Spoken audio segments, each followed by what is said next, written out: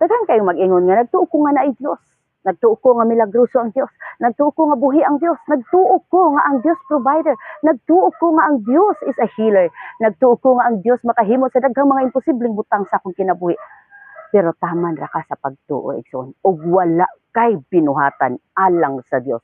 Kay basahon na to dere sa Santiago chapter 2 verse 17 nagingon, ingon ani ang pagtuo, patay kini kun dili ubanan sa buhat.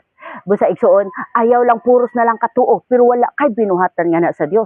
So kinahanglan magbuhat ka sa maayong butang kay nganuman kana imong tanang pagtuo igsoon patay ka na kung wala ka na ubani sa buhat. Kay nganuman bisan ang mga diablo igsuon nagtuo nga ana Dios, nagpurog pa gyud kini sa kahadlok.